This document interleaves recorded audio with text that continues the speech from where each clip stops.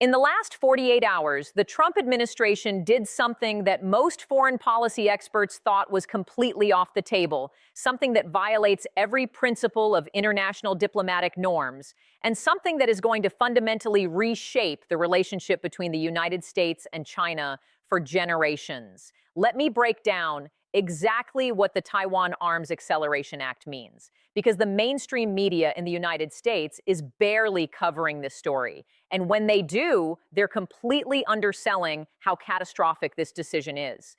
The Taiwan Arms Acceleration Act is a provision in U.S. defense policy that allows the president to unilaterally fast-track weapons transfers and military support packages to Taiwan, bypassing the standard congressional review process, bypassing international diplomatic protocols, and bypassing every safeguard that has kept a fragile peace in the Taiwan Strait for 5 decades. Unilaterally, without Congress, without allied consultation, without any checks and balances whatsoever. Trump invoked this act against China 48 hours ago, authorizing an emergency shipment of advanced missile systems, next-generation fighter jet components, and offensive cyber warfare technology to Taipei. The authorization alone signals a complete abandonment of the one China policy that every American administration since Nixon has honored. But here's the part that should make your blood boil. The Trump administration didn't just announce these arms transfers. They coordinated it with executive orders that froze Chinese sovereign wealth fund assets in U.S. financial institutions, suspended all academic and research visas for Chinese nationals, and threatened to blacklist any American corporation maintaining supply chain relationships with Chinese state-affiliated enterprises. This is geopolitical provocation of the highest order. There's no other way to describe it. Now, Chinese President Xi Jinping, who everyone in Washington assumed would issue the usual stern warnings through state media and then quietly absorb the insult the way Beijing has done before, well, Xi just showed the Trump administration and the entire world exactly what kind of response China has been preparing for years. Within 6 hours of Trump's announcement, Xi convened an emergency session of the Politburo Standing Committee and authorized a response that no Chinese leader has delivered against an American administration in the modern era. He didn't send a diplomatic cable. He didn't summon the American ambassador for a polite scolding. The Chinese government went directly to action. What Beijing announced next is something that trade and security experts are calling the most consequential counterattack in the history of Sino-American relations.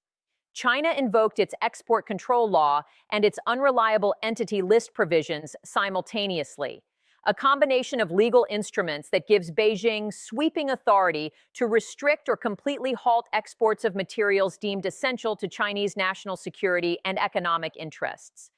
And what did China designate for immediate restriction? Rare earth element exports to the United States, pharmaceutical precursor chemicals that American drug manufacturers depend on, solar panel components that power America's clean energy transition, and semiconductor manufacturing equipment that American chip fabs cannot source anywhere else on Earth in sufficient quantities. Let me translate what that means. Xi just put his hand on the off switch for entire sectors of the American economy, and he made it very clear that if Trump follows through with further military provocations over Taiwan, China will turn that switch off permanently. Let's talk about rare earth minerals, because this is where Beijing's counterattack gets absolutely devastating for the American economy. China controls approximately 85% of global rare earth processing capacity. 85%. These are the materials that go into every advanced weapons system the American military operates, every electric vehicle battery being manufactured, every wind turbine being installed, and every smartphone being sold. Previous American administrations always treated the rare earth dependency as a problem to be slowly solved over decades through domestic mining expansion and allied partnerships. The assumption was that China would never weaponize this dependency because it would damage Chinese export revenues and invite retaliation. But Xi just called that bluff. Over the last decade, China has been systematically building domestic consumption capacity for rare earth products, developing downstream manufacturing that transforms raw materials into finished components before they ever leave China, and quietly locking in long-term supply agreements with African and Southeast Asian mining operations that give Beijing control over global supply far beyond its own borders. So when she announced that rare earth export licenses to American end users would be subject to immediate suspension pending security review, he wasn't making an empty threat. He was executing a plan that China has been preparing for years, and the markets noticed immediately. Within 3 hours of Beijing's announcement, defense contractor stocks fell between 18 and 25%. Electric vehicle manufacturers lost a quarter of their market value in a single session. American clean energy companies started issuing warnings about project delays running into years, not months. Senators from Nevada and Wyoming, states with significant rare earth deposits, started demanding emergency executive action to accelerate domestic mining permits. Trump walked into this thinking he had all the leverage because America has the world's most powerful military. Xi just reminded him that military power means nothing when you can't manufacture the weapons your military depends on. But rare earth minerals are just the first domino. The second part of Beijing's counterattack targets pharmaceutical supply chains. China is the world's dominant producer of active pharmaceutical ingredients, the chemical building blocks from which virtually every common medication is manufactured. Antibiotics, blood pressure medications, diabetes treatments, cancer therapies. The American pharmaceutical industry has spent 40 years offshoring this production to China because the cost advantages were simply too enormous to ignore. Now, that decision looks like the most catastrophic strategic miscalculation in American industrial history. Beijing's announcement included an immediate audit of all pharmaceutical precursor exports with language about ensuring these materials serve legitimate medical purposes and do not support entities engaged in hostile acts against Chinese sovereignty. What that bureaucratic language actually means is that American drug companies could face supply disruptions that would empty pharmacy shelves within months, not years. The Department of Health and Human Services is reportedly in emergency session trying to calculate how long existing domestic stockpiles can sustain American patients if Chinese supplies are cut. The answer, from what sources are suggesting, is deeply alarming. Now let's talk about the third element of Beijing's response, the one that has American technology companies absolutely terrified: semiconductor manufacturing equipment and the global supply chain for advanced chips. American chip designers like NVIDIA, Qualcomm, and AMD create the blueprints for the world's most advanced semiconductors. But the actual manufacturing of those chips depends on an extraordinarily complex global supply chain in which Chinese-controlled components, materials, and sub-processors play roles that cannot be quickly substituted. The assumption in Washington was always that American dominance in chip design gave the United States unassailable leverage over China in any technology confrontation. She just demolished that assumption. Beijing announced restrictions on exports of gallium and germanium processing, materials absolutely essential for advanced chip fabrication, and simultaneously announced that Chinese technology companies would be accelerating adoption of domestically produced alternatives to American software and hardware across every sector of the Chinese economy. The message was unmistakable. China is prepared to accept significant short-term economic pain to permanently reduce its dependence on American technology. And in the process, it is going to cause devastating disruption to American technology revenues that depend on Chinese manufacturing and Chinese consumer markets. American semiconductor companies lost between 20 and 35% of their market value in 2 trading sessions. The technology sector, which has been the engine of American stock market growth for 15 years, suddenly looks catastrophically exposed. Apple alone has hundreds of billions in revenue tied to Chinese manufacturing and Chinese consumers. If Beijing decides to make life genuinely difficult for Apple's operations in China, the ripple effects through the American economy would be staggering. So let's talk about what happened on Wall Street. The Dow Jones dropped 1,100 points across 2 sessions. The S&P 500 recorded its worst week in over a year. Technology stocks led the collapse, with the Nasdaq entering correction territory in 3 days. Defense contractors initially surged on the arms deal announcement before collapsing when investors processed the supply chain implications. Pharmaceutical companies saw their stocks crater as analysts tried to model the cost of rebuilding domestic manufacturing capacity that was deliberately dismantled over 4 decades. The US dollar weakened against the euro, the yen, and even against currencies of emerging market economies. Bond yields spiked in ways that signaled genuine concern about long-term American fiscal stability. Major investment banks started quietly revising their American GDP growth forecasts downward. Credit rating analysts began issuing preliminary warnings about the implications for American sovereign debt if this confrontation extends beyond a few months. Meanwhile, financial markets in Singapore, Tokyo, and Frankfurt stabilized after the initial volatility. Global investors looked at this situation and concluded that the United States had just voluntarily walked into a confrontation it was structurally unprepared to win in the short term. Trump launched a geopolitical attack on China, and the markets responded by betting against America. Now let's talk about the domestic political implications, because this is where Trump's decision could genuinely destroy his political legacy.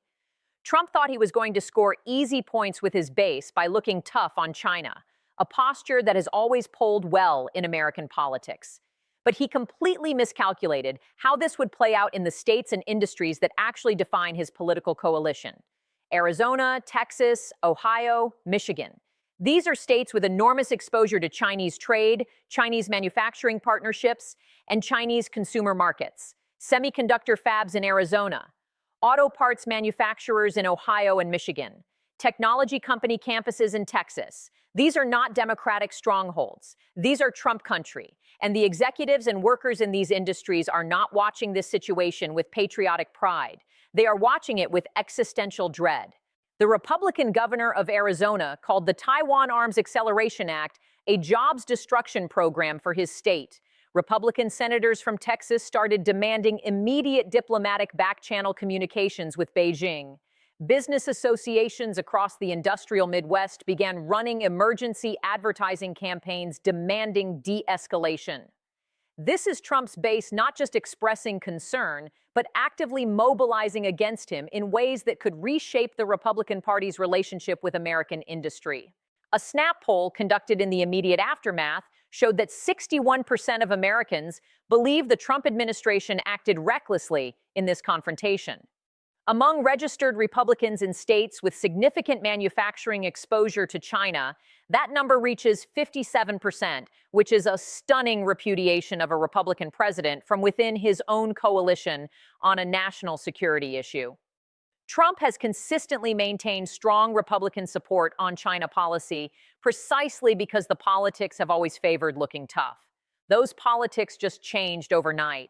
Let me be specific about what this means for ordinary Americans. If pharmaceutical supply chains are disrupted, prescription drug shortages could begin within 6 months. We're talking about medications that millions of Americans take every single day to manage chronic conditions, prevent heart attacks, and treat cancer. If rare earth restrictions take hold, electric vehicle production could halt, renewable energy projects could stall, and defense procurement programs could face delays that compromise American military readiness.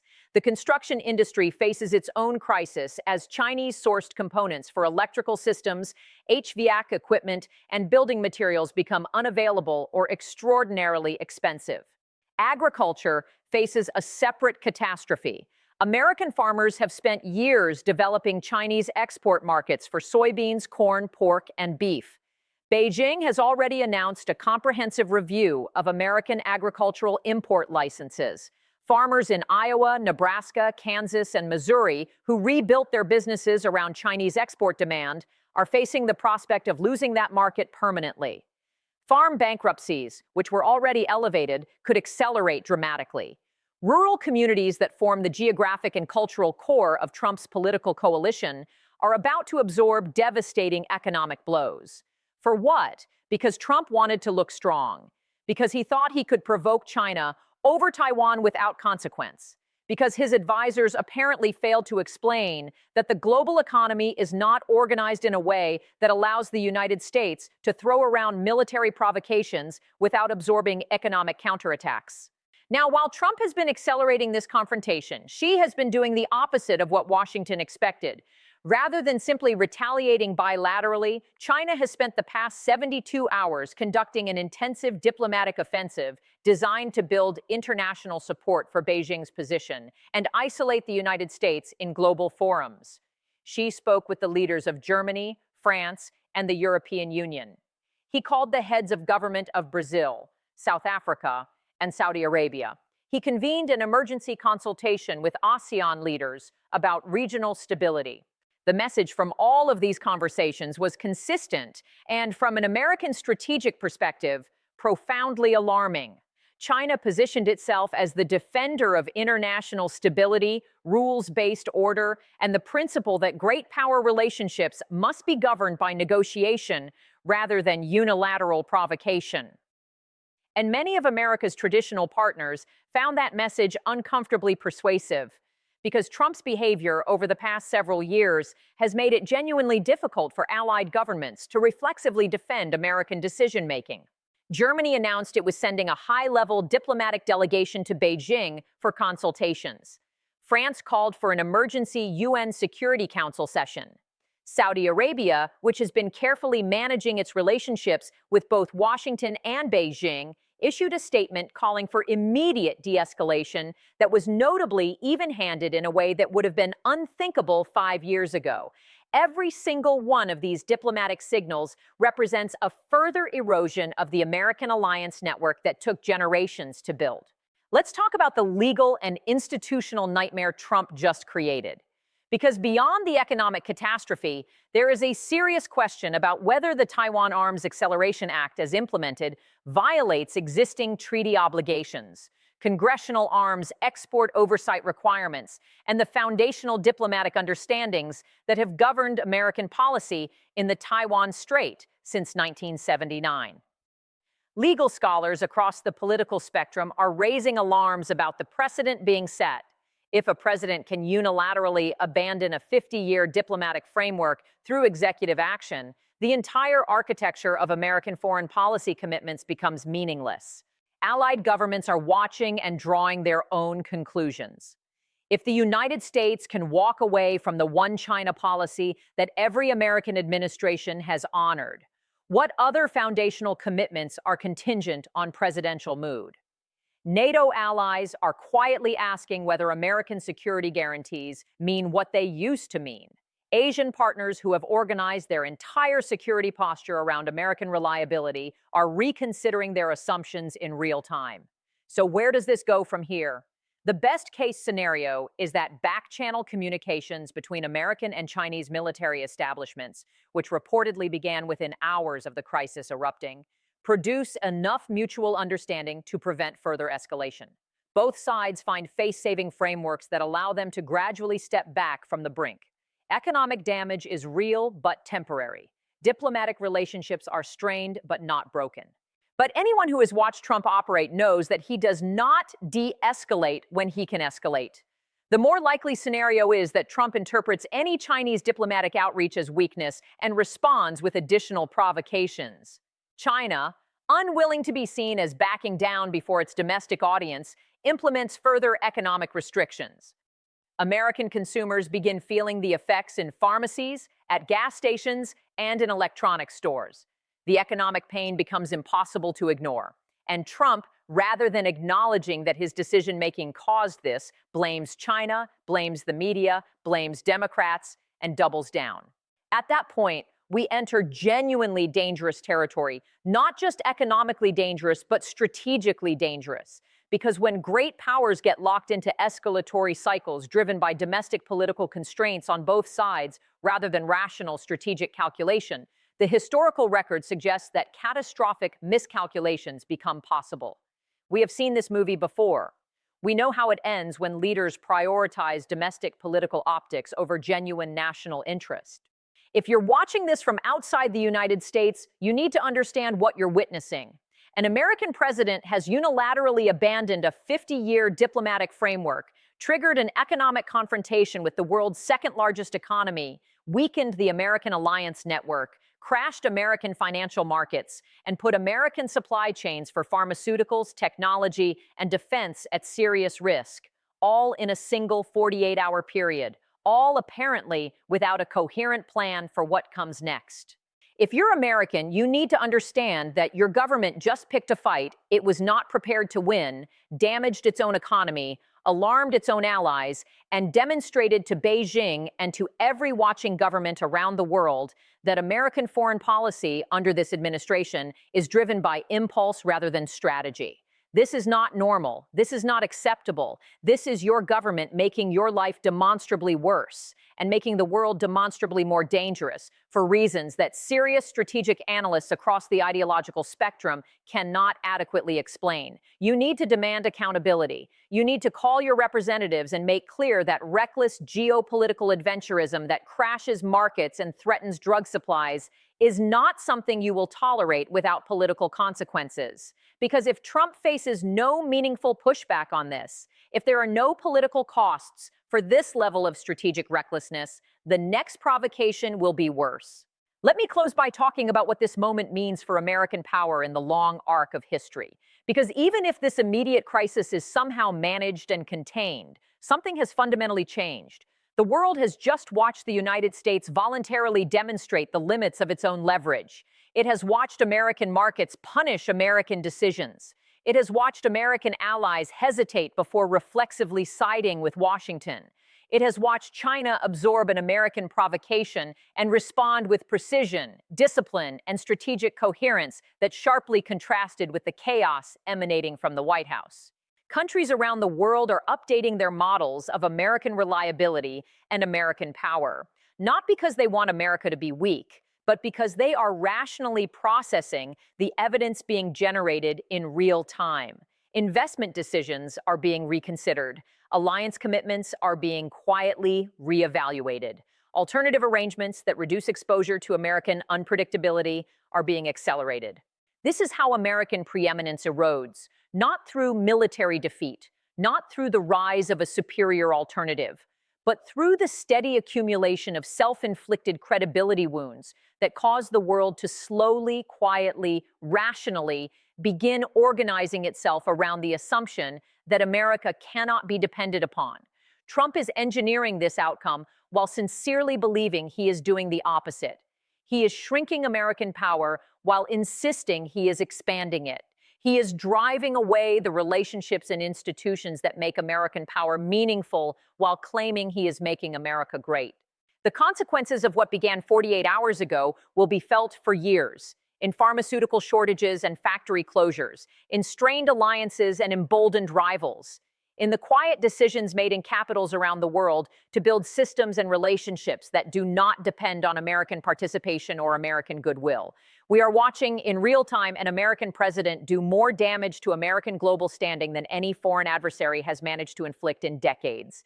And we are watching him do it with complete confidence that he is winning.